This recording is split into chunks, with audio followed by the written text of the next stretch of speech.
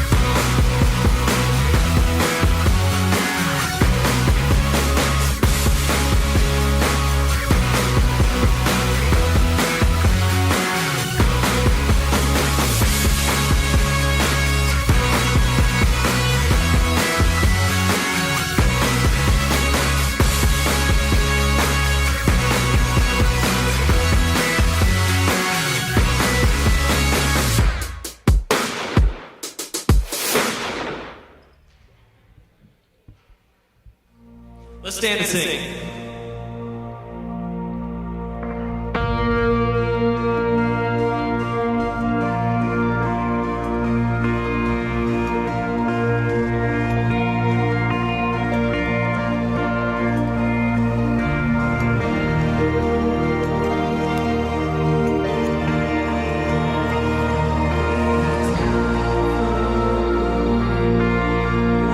Blessings, Lord.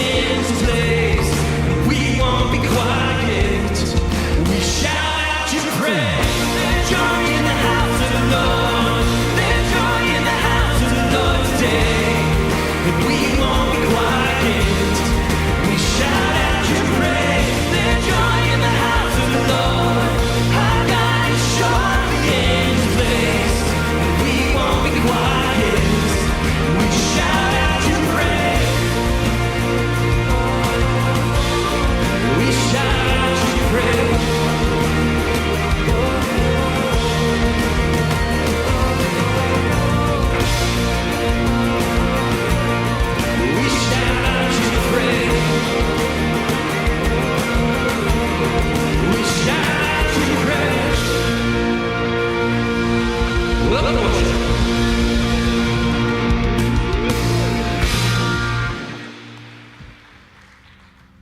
All right, so good morning, everyone. Welcome if you're new with us. So happy that you're here. If you're old school with us and been here forever, just as happy that you're here. So today, why don't we just say hi to someone, greet someone, tell them their name, maybe something about you, and then we'll get rolling.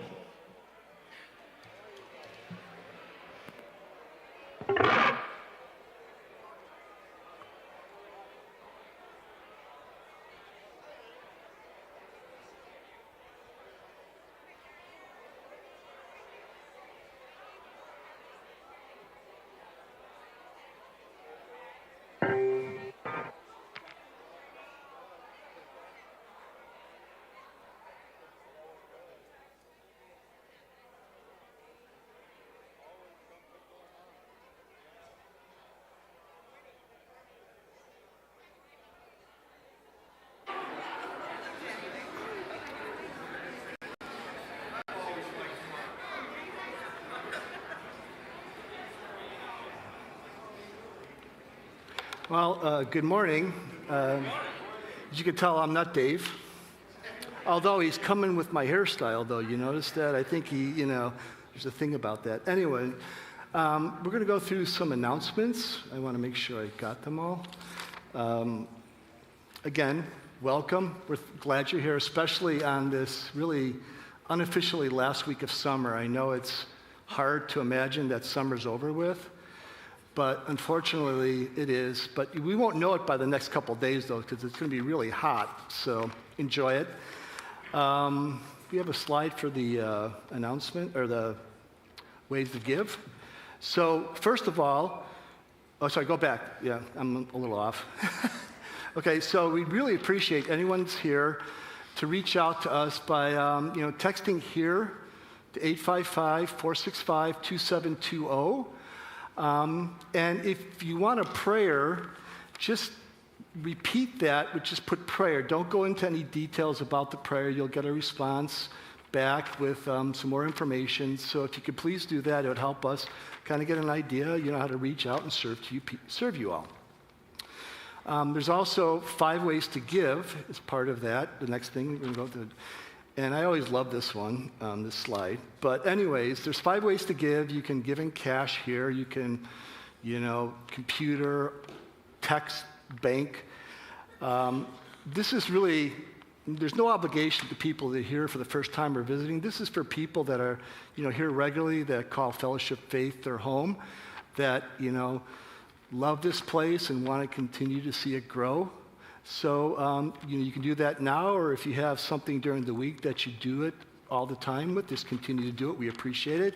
And it doesn't get wasted. The staff here is very, very efficient with the money, and we care for it. We pray over it. So, continue to help support this ministry and the ministries here. One other thing, too, is there's a BOD, Board of Directors nominations. So we're looking out for nominations of people here, some of the regular tenders. If you have somebody in mind that you would think would be somebody that would serve on the board, send your information in to Dave, nominate them. We need that by September 19th, so you can think about it, pray about it. If there are anyone on your mind that you want to do that, or anyone that you think you want to give a little push in to get serving, might also be a good thing, too. I want to also give a shout out to the softball teams that finished their season, although the second team is still on their way to possibly winning a championship. But they asked me to talk about tomorrow, Labor Day. We were trying to get a picnic together of people that play, people that would maybe consider playing, or just anyone from FOF that wants to join us, have a celebration of just fellowship and fun. Maybe play some softball if you want to risk that. But you're welcome. It's 6 o'clock at the township up in McHenry, right on Johnsburg and 31 back there. So there's going to be food, grill out. If you want to bring a grill, there's going to be food and stuff available. So it's going to be a good time for fellowship for all. So hope to see you there tomorrow. 6. So. And I don't know when it'll end. Depends on who has to go to work Tuesday. Anyways, let me start out with, and I just want to, again, before the service, I've been at 3 different locations over the past 5 weeks, and I want to let you know that even at these churches, you really get an appreciation for FOF and what we offer and what we have, the fellowship, the times that we could spend together. It really makes me, again, feel like this is home for me, and so I hope you guys, feel the same. And again, thank you for supporting me through my process of this, and just very grateful. So I want to open with prayer, and then we'll dig in. Dear Lord, everyone comes here with different weeks that they've had. Some are running into service, some are kind of just moseying in. Others are being dragged in and forced in themselves. But however you brought people here today, work through me. Use me as your vessel. Use your words, not mine, to just get across what you want them to hear and how you can comfort and reach them where they're at. So pray that you just bless this time and with open ears and open hearts. In your name we pray. So the last 5 weeks, Dave has been going over the 5 pillars of FOF, and I could take a quiz and say, what they are if you want to shout them out. They all start with R's. So restart, reaffirm, reconnect, re-give, and reignite. But our core mission at FOF is we want to make disciples who make disciples. This is our bedrock, our foundation here at Fellowship of Faith. And it leads into the verses and the parts of Matthew that I want to talk about. And you'll see as we go through this. In this passage, Jesus gives, I think, a graduate level class to his disciples in how to make disciples who make disciples in his interaction with the Canaanite woman. So, the verse we're going to go over, and you put it on the screen, it's Matthew 15, 21 through 28. So if you want to read along with me, leaving that place, Jesus withdrew to the region of Tyre and Sidon. A Canaanite woman from that vicinity came to him, crying out, "Lord, Son of David, have mercy on me. My daughter is demon-possessed and suffering terribly." Jesus did not answer a word. So his disciples came to him and urged him, "Send her away, for she keeps crying out after us." He answered, "I was sent only to the lost sheep of Israel." The woman came and knelt before him. "Lord, help me," she said. He replied, "It is not right to take the children's bread and toss it to the dogs." "Yes, it is, Lord," she said. "Even the dogs eat the crumbs that fall from their master's table." Then Jesus said to her, "Woman, you have great faith. Your request is granted," and her daughter was healed at that moment. That's kind of an interesting passage, and you'll see some of the struggles I had with this, but I'm sure that you might share them. I love movies. I've watched movies since I've been little to now, and the technology in the movies has advanced in many ways, especially when watching or streaming a movie at home. We have so many options that weren't available to us years ago.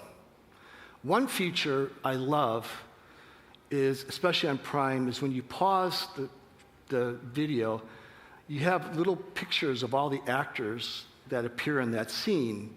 And then you can expand those, and you can actually get almost like Wikipedia of information from those little slides and those little pictures.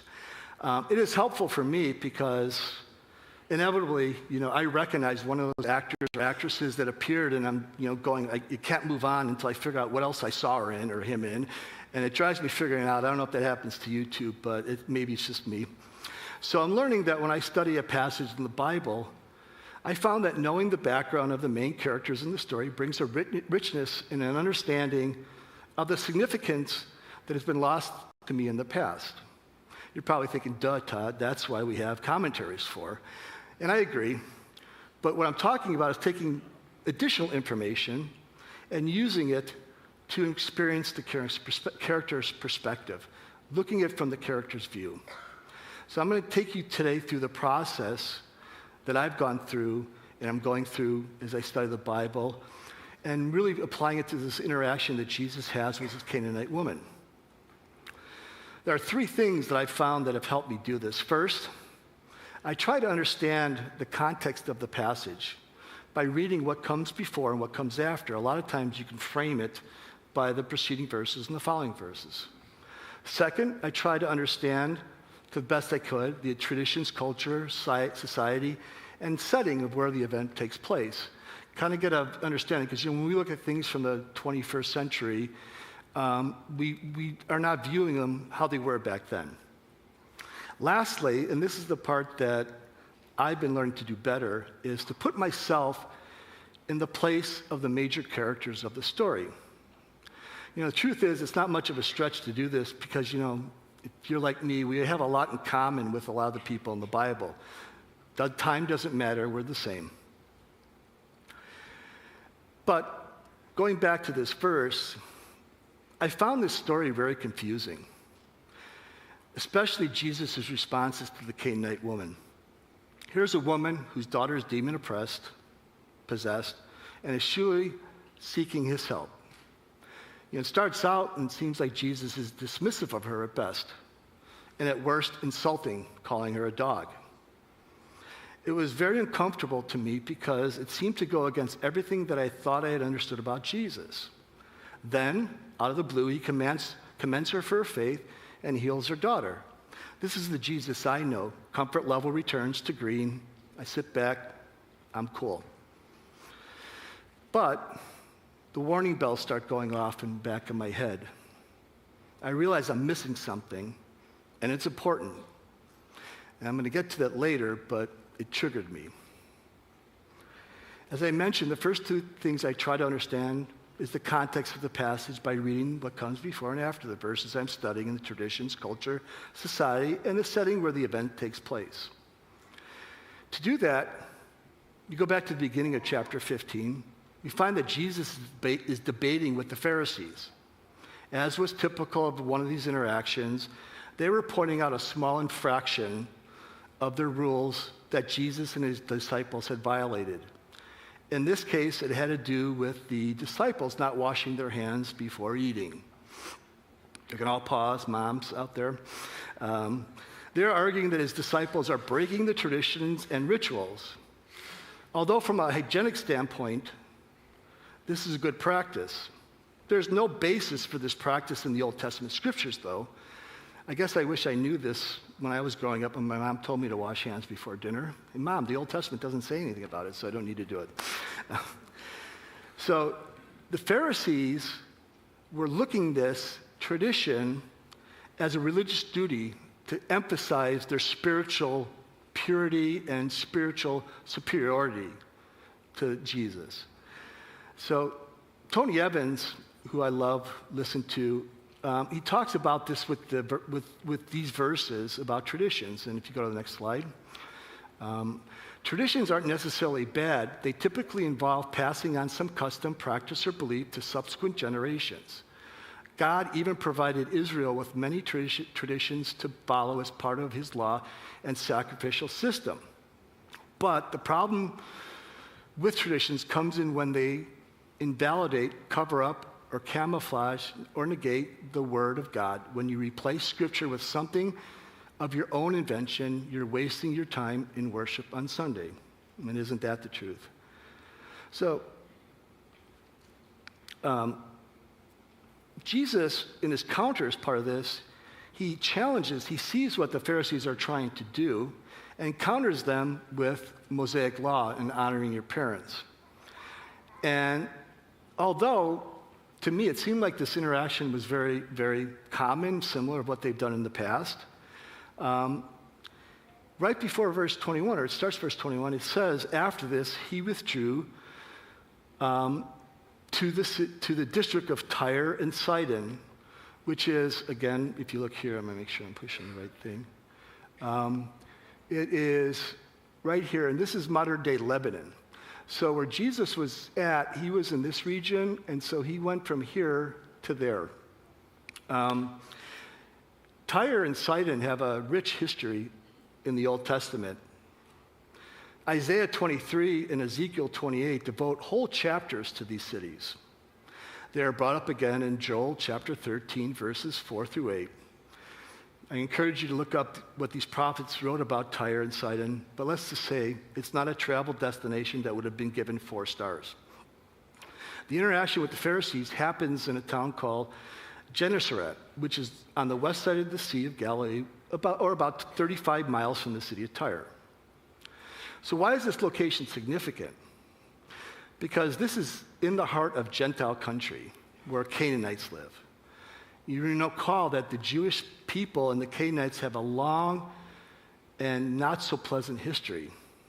In Deuteronomy 20, verse 16, actually God told the Israelites to wipe the Canaanites from the face of the earth. So I can understand that little conflict going on there.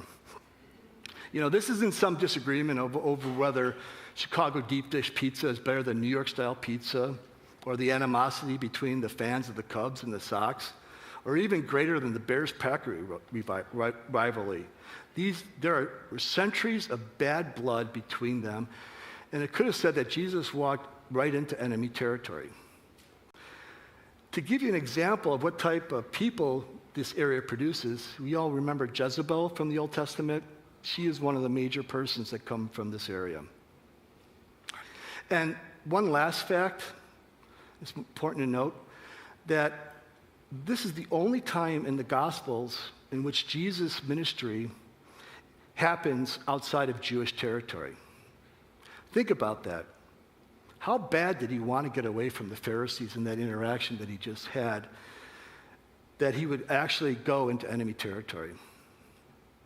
You know, if there's a positive side, if there was a probability of him being recognized, it was extremely small there.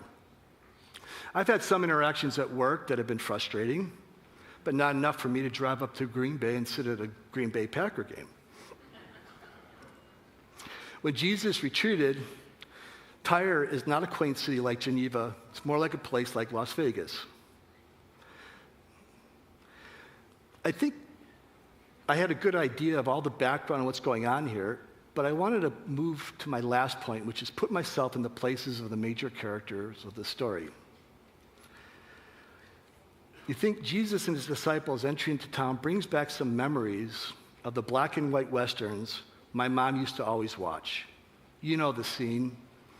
Dusty street, wood buildings on both sides, posts where a few horses are tied, their bushy tails swinging back and forth like furry pendulums. Miniature tornadoes of dirt swirling in tumbleweeds rolling across the main strip, seemingly dancing to a carnival of notes being played on the piano in the local saloon. People going about their day, making the best of their lives, not wanting any trouble in this obscure outpost of civilization. Then Jesus and his posse of 12 disciples walk into town. The noon sun beating down overhead, the woman who is casually fanning herself outside the saloon straightens up. Everyone comes to a halt. It was like the town was put on pause.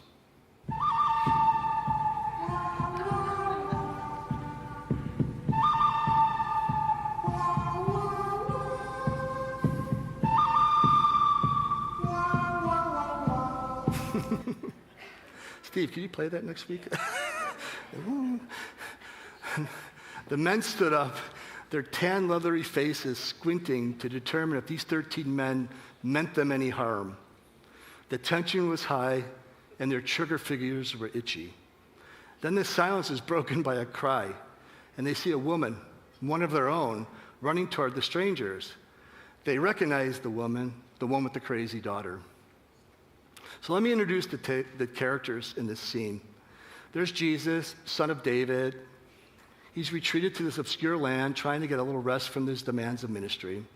You have the Canaanite woman. We know that she has a daughter that's demon-possessed, and can infer that she has some knowledge of who Jesus is as she seeks him out for help. But that's about all we know. And then you got the townspeople. They're probably in the periphery, on edge, kind of knowing a little bit about what Jesus is doing in the Jewish colonies or the areas, but they're also probably suspicious of strangers. But I'm going to mostly focus on disciples because I think this is where the story hinges. And so when you look at the disciples, and I don't know if any of you knew this, but the disciples are young men, most of them on their mid to late teens. So, we see all these statues of these apostles with beards. That's later in life. But at the time, they're just younger teenage kids, although they grew up a lot faster, walking around with Jesus. Probably the first time out of their neighborhoods they grew up in, now in a town mixing with people that they've been told all their lives were below them, told the Gentiles were like scavenging dogs.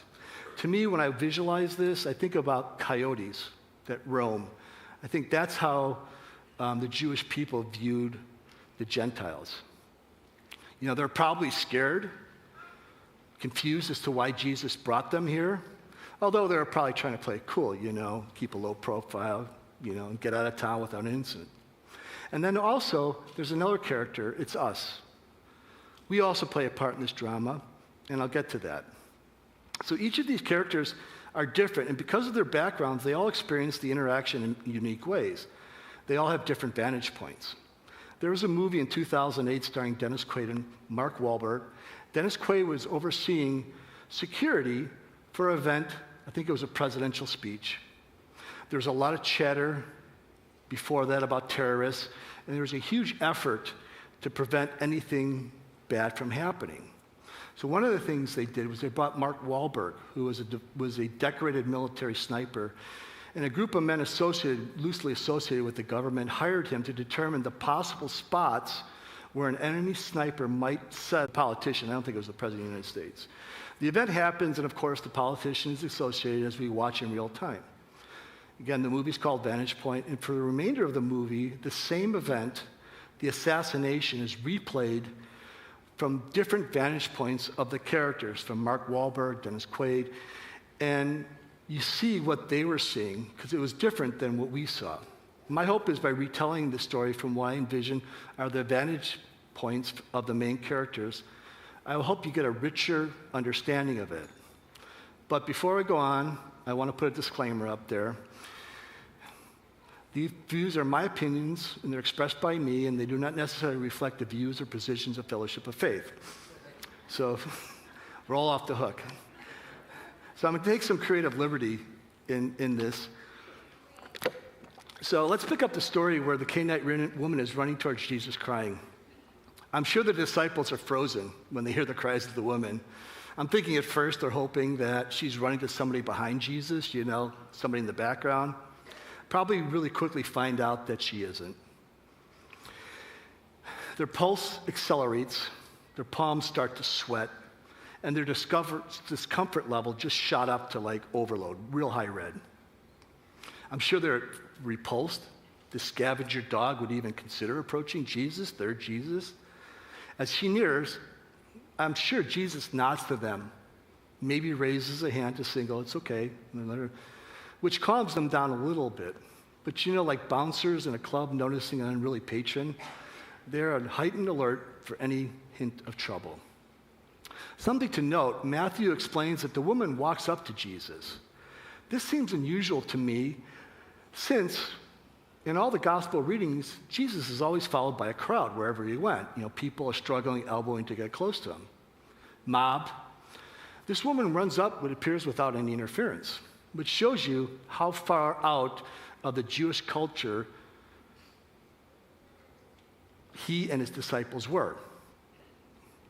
In the verses that follow the story, you read that Jesus is preaching to over 4,000 people. So when he goes back into the Jewish territory, he goes up with 4,000 people, which demonstrates that Jesus is very well known.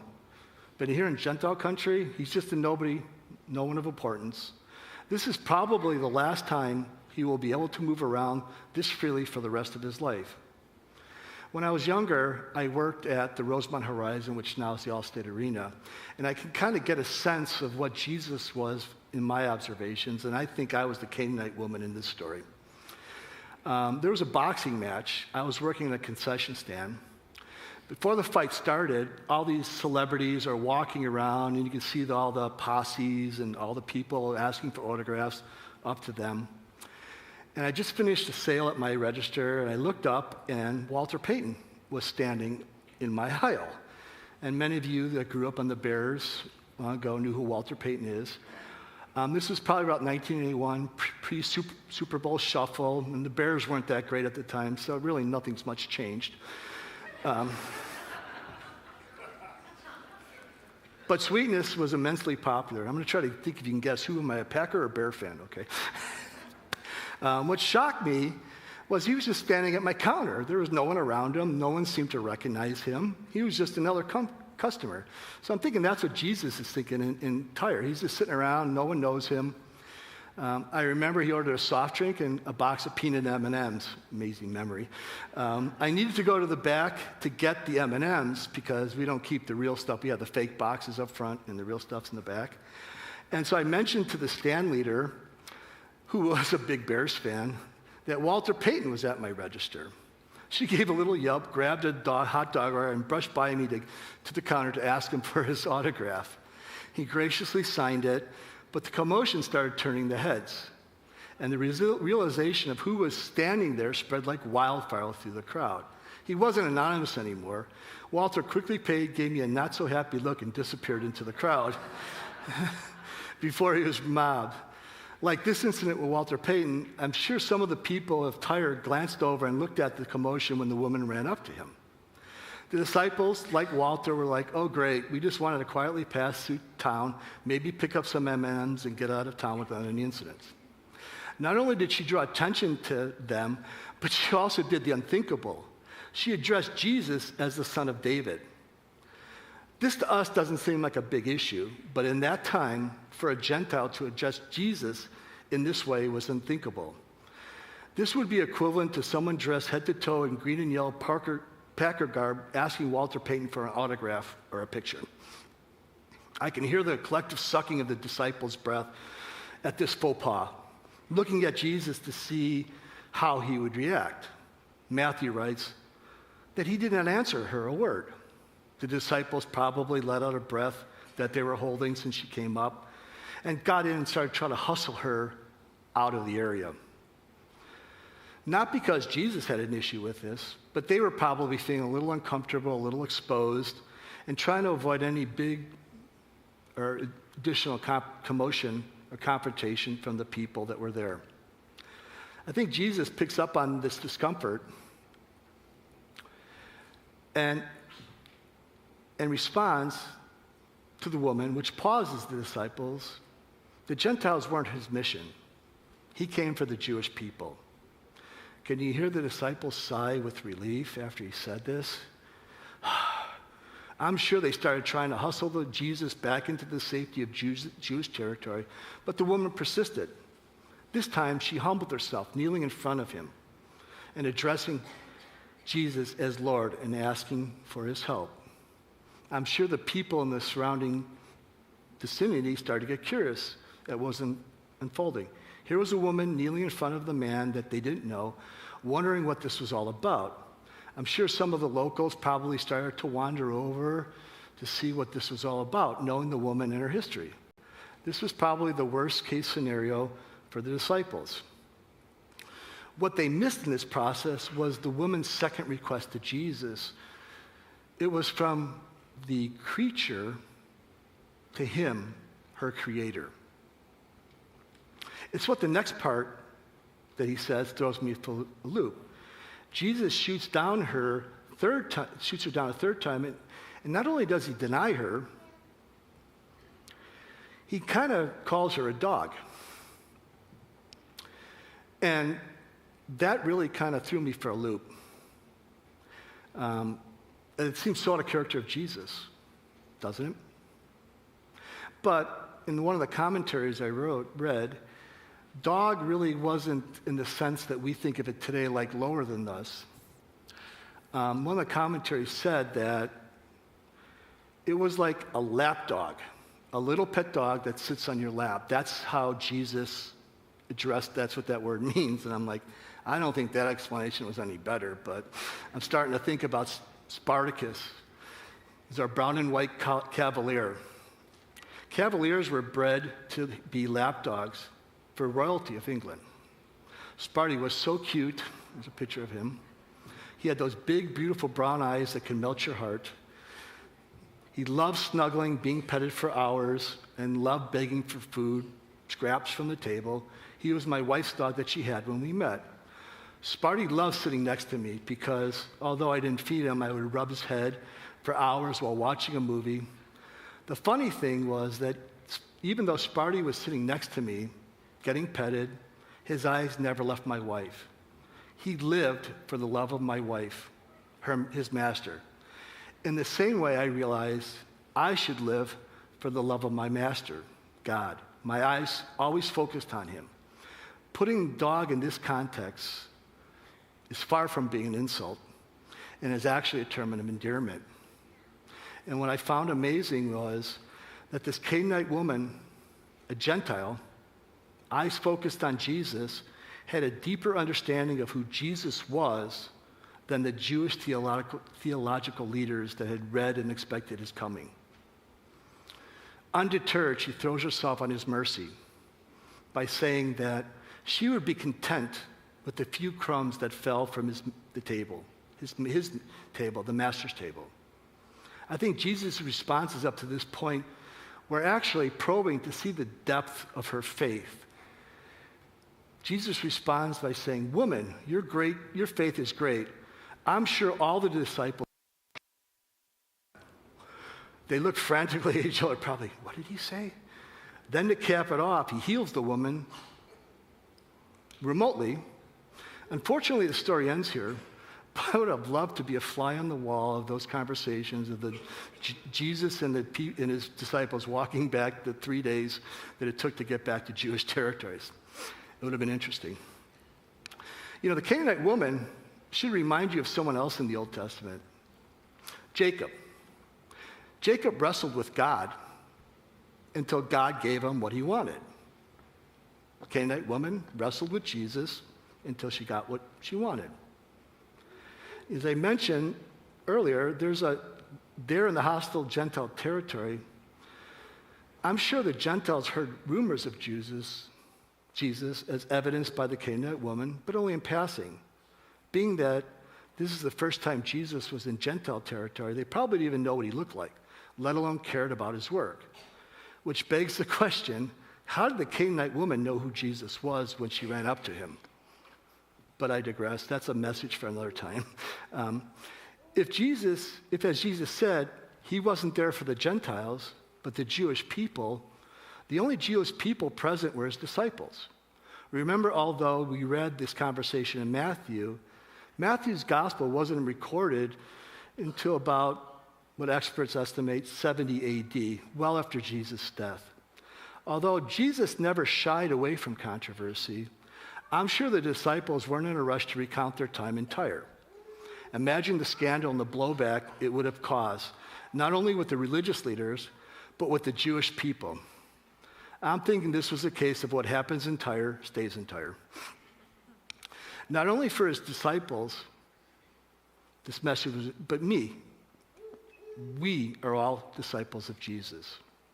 This story demonstrates how the Canaanite woman humbled herself to Jesus, throwing herself on his mercy, creation to creature.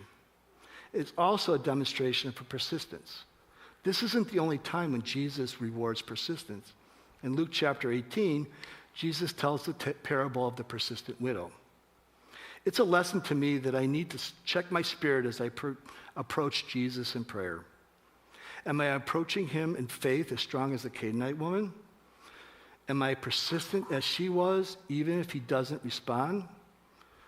Are his lack of responses trying to probe me to a deeper faith? As I was preparing for this message, what hit home the hardest was how it exposed the sense of entitlement I sometimes feel as a follower of Jesus. Maybe I'm just projecting my guilt onto the disciples, but I can't think about the beginning of the interaction when the disciples came into and saw this woman. They must have been elevated themselves over them. How could they not? After all, they were brought up learning Old Testament that these people were less than them. They were God's chosen people. They were God's favorite. I'm quite sure that if I was there, I would have had a little self-inflated ego in that situation, thinking about being God's first pick in the peoples of the world's draft.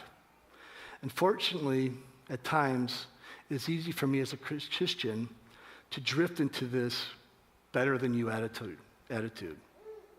You also have to consider that the disciples lived a fairly sheltered life. They were surrounded by people that were like-minded traditions and cultures. They had little exposure to anyone outside of their small, safe circles. It's a perfect recipe to give rise to the view of Gentiles as being less human, coyotes. Elevating myself above others is an alluring trap that takes my eyes off of Jesus and my own unworthiness to stand in his presence. I become like a Pharisee, on the outside looking spiritually pure, but on the inside impure. When I pull away from the world to the comfort of my like-minded friends, I become a spectator of the fallen world. I become quick to judge, blind to the fact that even though I've insulated myself with all things Christian, I'm still not immune to the troubles of the world. I've become numb to the fact that I'm a sinner. I have to check myself. After all, I know about his resurrection. I know how the story ends. I have proof that Jesus is who he says he is, and his message is for everyone, even the Gentiles. But it wasn't until the end of the Gospels, after Jesus was resurrected, that the disciples had the same confidence. I've struggled with pride throughout my life. I got used to being included as one of God's chosen people. I've enjoyed eating at the big table, the master's table, eating a juicy steak and the fresh baked bread. The table where the server comes with this little scraper tool and scrapes all the crumbs into their hands and puts them in their apron to throw them away later. I feel like I deserve this special treatment, this honor for following Jesus, just like the Pharisees of Jesus' time thought with the law. Then God brings me back with a thud, humbling me. He reminds me of a time just over 11 years ago on my daughter's Brianna's 13th birthday.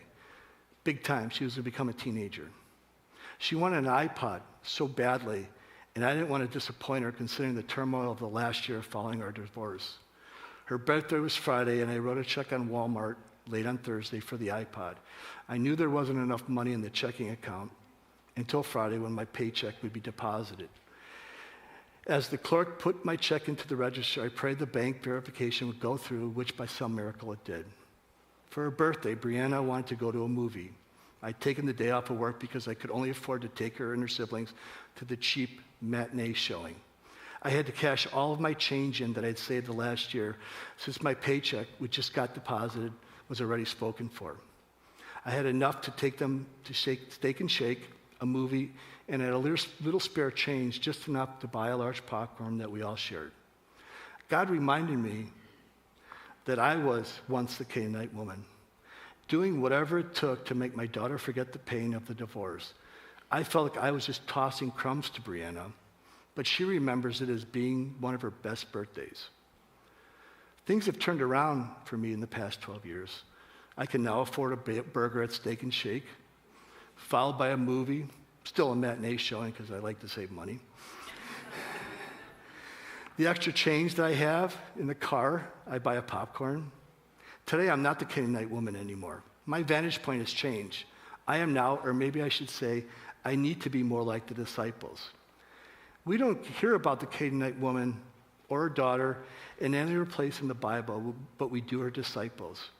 These same disciples, the ones that viewed the Gentiles as scavenger dogs, coyotes, returned to them after Jesus died as their equals, without any hesitation, but with the confidence in the gospel message of salvation they brought. Their vantage point changed from theirs to Jesus's, and they ended up leading many of them to the Lord, including me and all of you. These disciples rid themselves of their biases, prejudices, and walked with people that had different background, practices, and religious beliefs. Just as I need to constantly be on guard from thinking like the pre-cross disciples, being better than others, my life should be lived like the post-resurrection apostles who spread the gospel to all the people without exceptions. After all, we are commanded by God to spread the gospel, not to just the people we have commonalities and are comfortable with, but to the people, to the one Jesus would leave us for the 99 to retrieve. The one I condescendingly say sometimes that they need to know Jesus. These people are different. They're strange. We don't have any shared experiences or align with any of their beliefs. The ones that make us uncomfortable or uneasy. I don't know about you, but I want to rejoice like angels in heaven when someone I may have had differences with comes to the Lord, because I know that I was once that strange person that made people uncomfortable, and I had nothing in common with. These are the same people I now call my brothers and sisters, and we have Jesus in common. Lastly, I want to encourage you to be persistent in your prayers. If he doesn't answer, maybe it isn't the request, but the approach. Maybe I need to swallow my pride, step down from the main table, get on my knees, and approach him again. I need to throw myself on his mercy and be content with his crumbs. Maybe I need to wrestle with him like Jacob and the Canaanite woman did.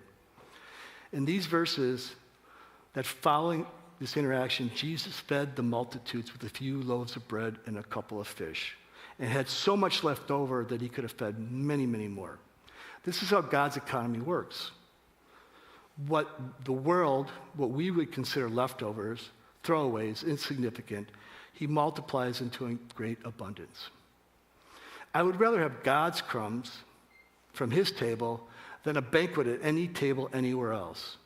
I could live the rest of my life on the crumbs from God's table. At his table, we're all equal. If you bow your heads and pray. Thank you, Lord. This is struggles for me to just lower myself to the level I need to be in your eyes, to live off your crumbs, to live off of you and off of your guidance and not my own. I pray that you help us all to reach out to people, the ones that are outside of our groups, the ones that may seem a little unusual or odd. You love them too. We're all equals at your table. I pray for all of us to have the strength, the courage, and the tenacity and persistence to do that. It's in your name we pray. Amen.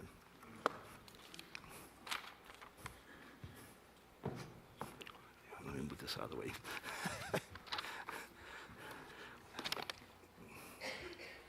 You're welcome.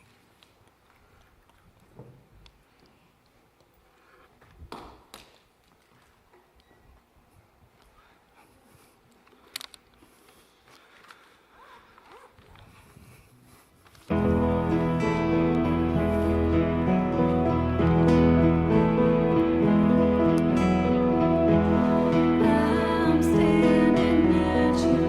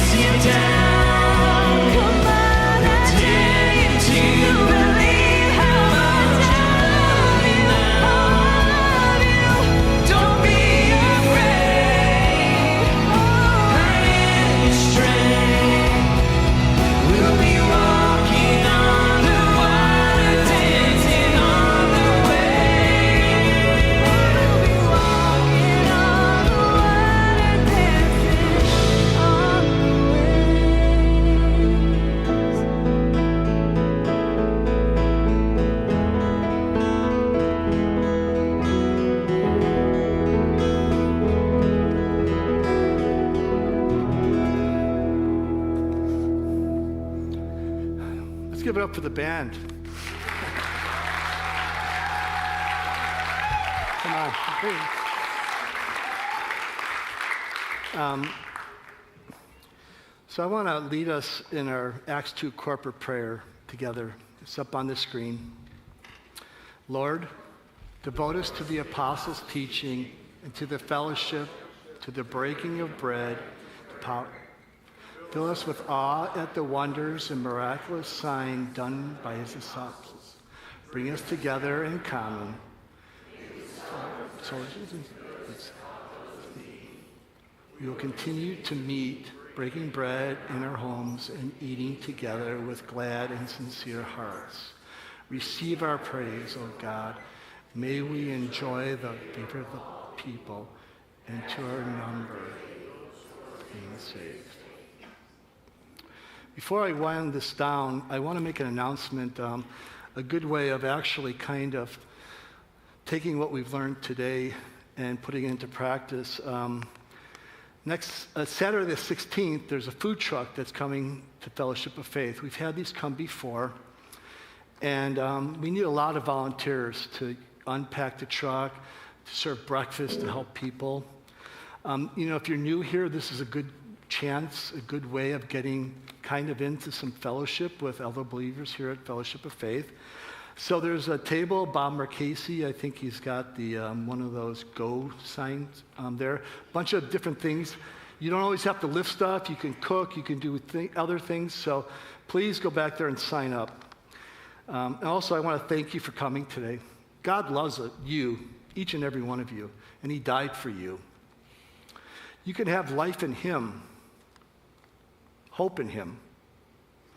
Maybe we'll see you next week. And I hope you have a great weekend. Thank you. Give it up for Tom.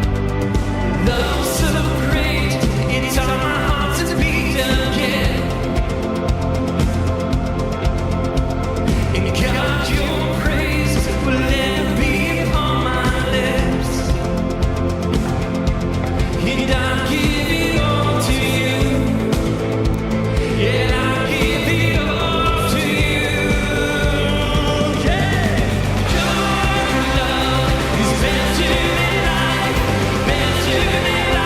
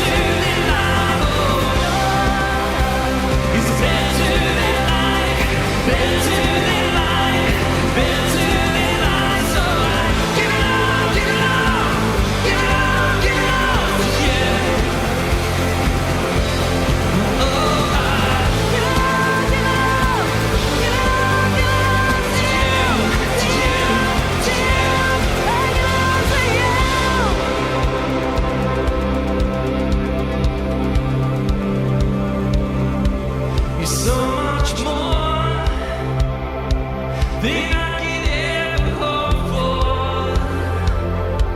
You're so much more than I could ever hope for. You're so much more than I could ever hope for. You're so much more.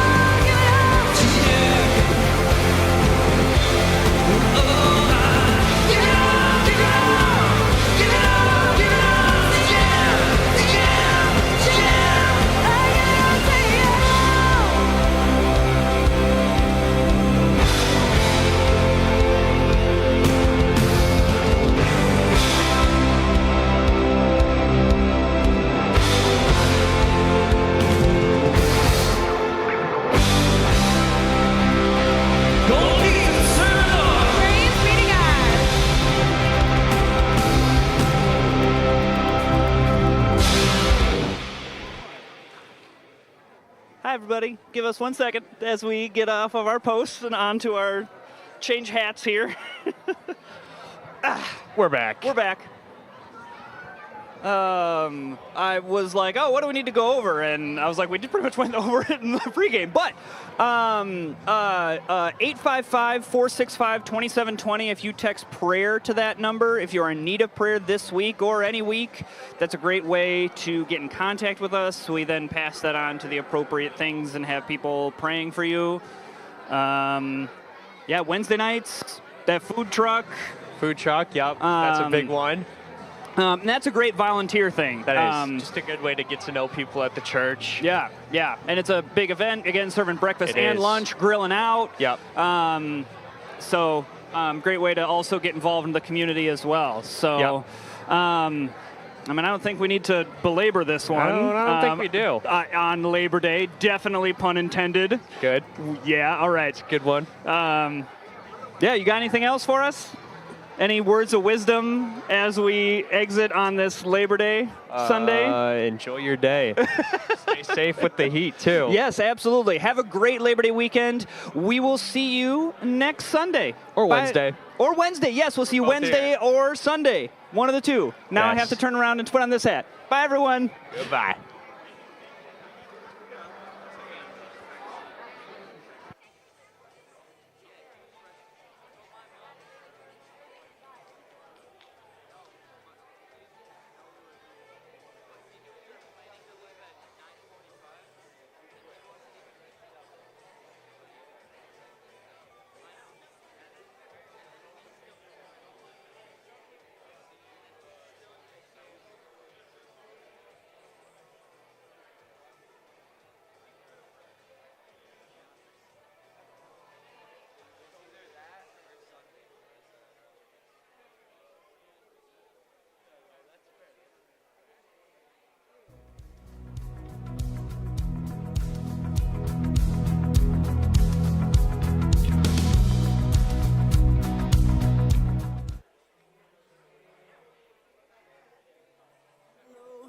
Someone beside me.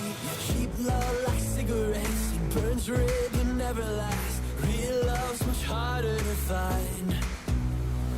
So, are we too young to fall in love? Sometimes I want someone, and I hope you come soon.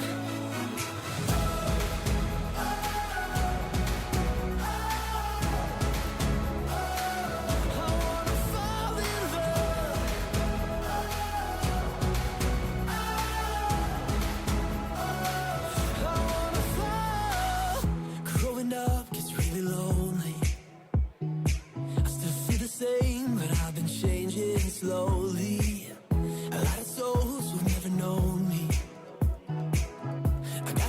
someone who understands me. But hope fades into the past, and time stands still, but life goes fast. I've been here waiting so long. So, are we too young to fall in love? Sometimes I want someone, and I hope you come soon.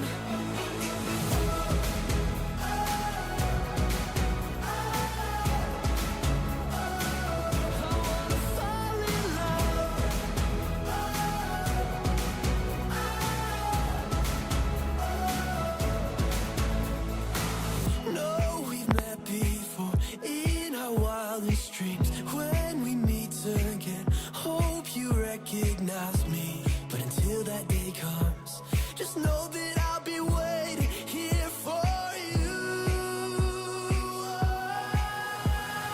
So, are we too young to fall in love? Sometimes I want someone, and I hope you come soon.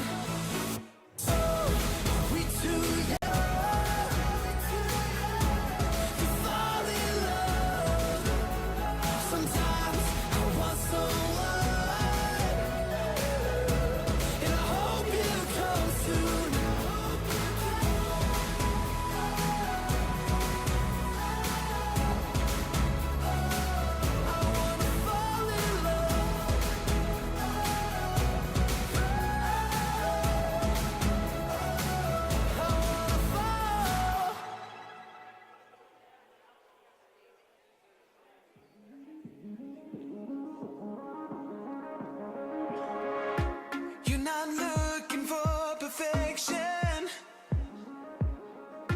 you're just wanting all of me. 'Cause you are strong.